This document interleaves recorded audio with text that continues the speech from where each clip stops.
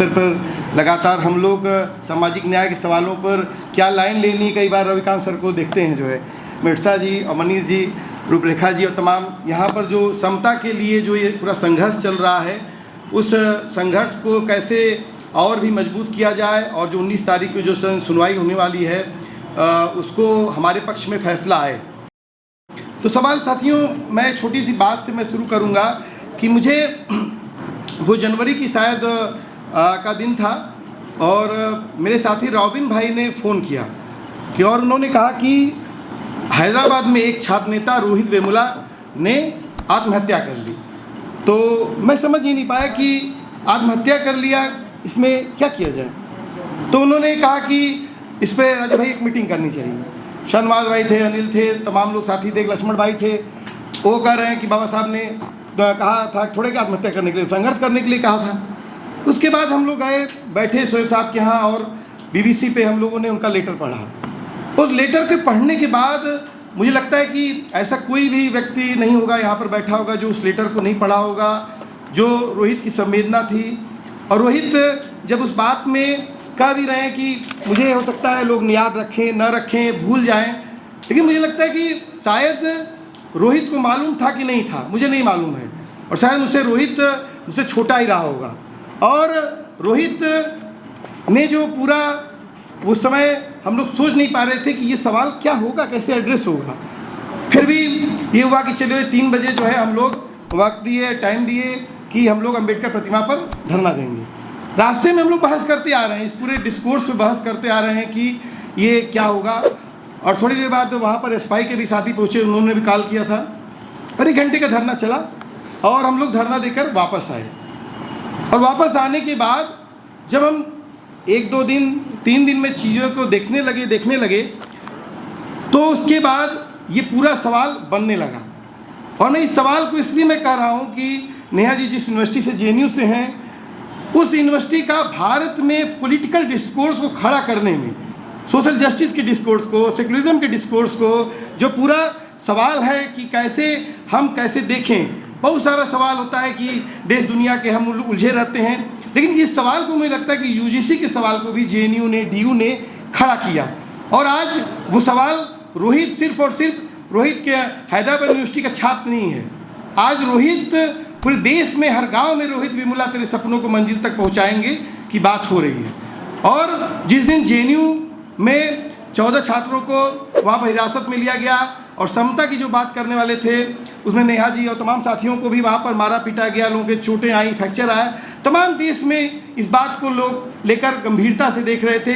और मुझे लगता है कि हर प्रतिरोध में जो संघर्ष होता है एक नई विरासत वो लिखता है।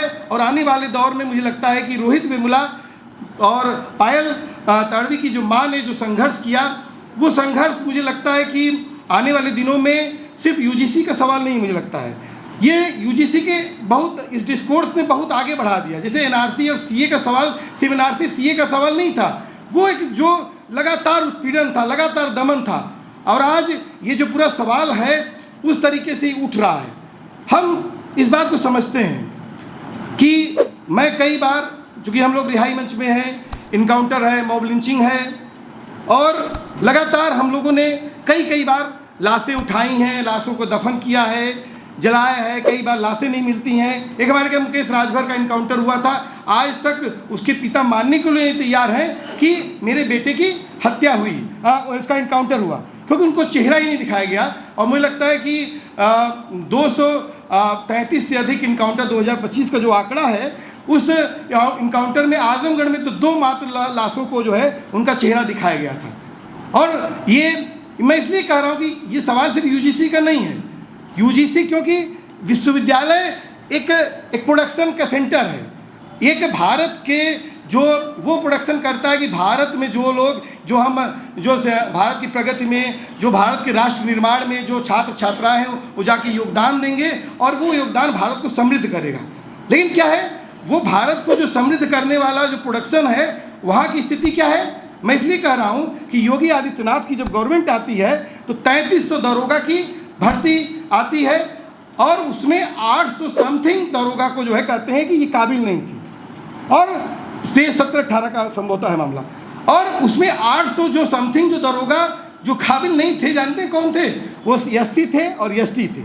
और वही दौर है ये कि जब भीमा कोरेगांव के नाम पर हमारे तमाम गौतम नवलखा, सुधा भारद्वाज से लेकर तमाम लोगों को जेलों में बंद किया जा रहा था और कहा जा रहा था कि दलित तो नक्सलाइट है, दलित तो अराजकता करता है, आतंकवादी करता है। और एक तरफ आप कह रहे हैं, उसी दलित को कह रहे हैं, उसी आदिवासी को कह रहे हैं कि वो दरोगा तक के काबिल नहीं है। मतलब कि आपके अगर वो सिस्टम के खिलाफ आपका जो सिस्टम है, मनुवादी ब्राह्मणवादी सिस्टम है, और हम उस समय भी कह रहे थे इस बात को लेकर कि जो उत्तर प्रदेश में जो इनकाउंटर पॉलिसी है, ये इनकाउंटर पॉलिसी सिर्फ इनकाउंटर पॉलिसी नहीं है, कानून को राज्य के स्थापित करने की पॉलिटिक्स नहीं है, ये मनुवाद को स्थापित करने की पॉलिटिक्स है। आप जानते हैं उत्तर प्रदेश में जब हम आज बैठे हैं 15,000 से अधिक इनकाउंटर 2025 के आंकड़े में हैं।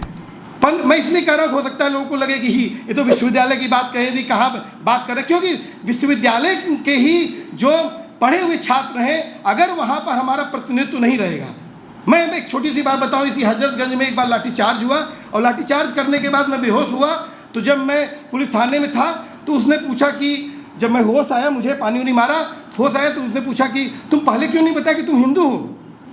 मतलब ये तो कहाँ बताएगी यार। मतलब आपके विश्वविद्यालय का जो पूरा स्ट्रक्चर है उसका प्रॉब्लम है ना। उसमें पूछा जा रहा है कि आप हिंदू है कि नहीं, मुसलमान है कि नहीं, किस जात के हैं। कई बार उठाया जाता है, पुलिस उठाती है तो मैं जानता है भाषा से समझ आता है, अरे यादव जी ये क्या कर रहे हैं, यादव जी का उसका टोन समझ में आने लगता है। और सोचिए कि वो जिस यादव पे बहुत सारा आरोप है, उत्तर प्रदेश और क्या कहते हैं बिहार में वो मुख्यमंत्री तक बन गया है, लेकिन उसकी जब जाति का सवाल आता है तो उस जात के पूरे सवाल को आप किस तरह से देखते हैं।